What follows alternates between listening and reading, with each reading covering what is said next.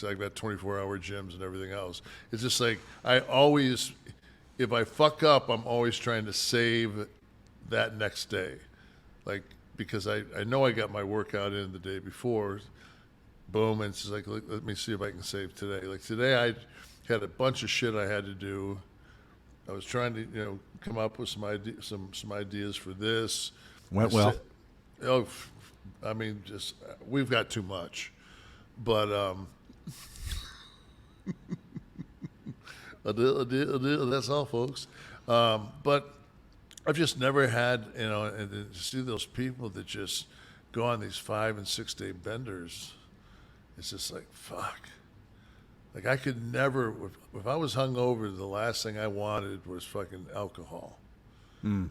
And Scott was a complete opposite. Right. But that's an addict. He'd wake up and we'd get on a plane, man, and he'd be like screwdriver. Double screwdriver with a splash. And he would fucking kick out. What stretches was Scott straight? Like, what's the longest that you were around him where he didn't touch anything? He wasn't. It was not at all. Our first run in WCW when we were Oz and Diamond Stud, we smoked pot. We didn't even drink. Then when we went to, he went a year earlier than I did to WWF and did the razor gimmick. Scott, of course, they took the smoke away. So that's when everybody went to alcohol and pills. Because there's just no way you can work 300 days a year on IcoPure. So, oh, you remember IcoPro, huh? Yeah. Did you have to take that shit? We didn't have to. It was fucking free. Right. When you ain't getting paid dick, a free protein drink tastes pretty fucking good. It washes down those bologna sandwiches pretty good. I always thought that they didn't market it right when it was fucking Uncle Ed's ass was the flavor, but who am I to say? They should have just gone with strawberry. Yeah. Chocolate. Chocolate mousse. But so that was the one time, the longest time that you knew that. And then before. And then when he was Razor, though, he wasn't like we'd get fucked up here and there. But man, Scott was going fucking 25, 30 every night with Shawn Michaels, and they were tearing it down. So I mean, they just. We just drank beer. We weren't drinking liquor. We were drinking, we'd get a couple of cases of beer, put it on ice, and drive to the next fucking town and talk business. And we were all. But that wasn't the Soma era? It got towards, I would say, by the time I was IC champ, the fucking Somas were pretty.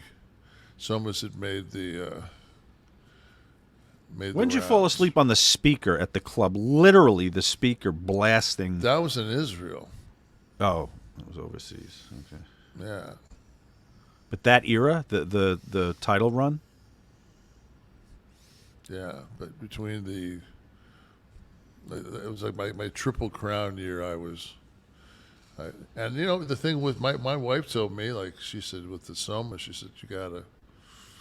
And I woke up at fucking the Diamondbacks baseball game, and there was my wife, me, and one guy still fucking behind home plate, fucking in the stands sweeping.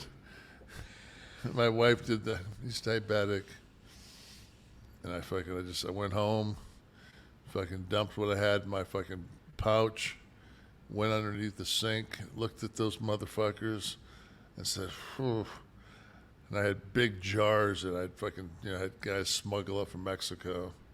And I dumped, 100 at a time. I was back there for about 6 hours. Oh. Were they the same potency when you got No, fuck no, man. You could take 6 of those Mexican ones on a Thursday night and get nothing, and then take 4 the next night. And Gone. it'd be like somebody fucking shot you in the back of the fucking head. Yeah, not exactly quality control, but you know, Well, that was a. $2 a Soma, you can't fucking bitch. You can't go wrong. No. That was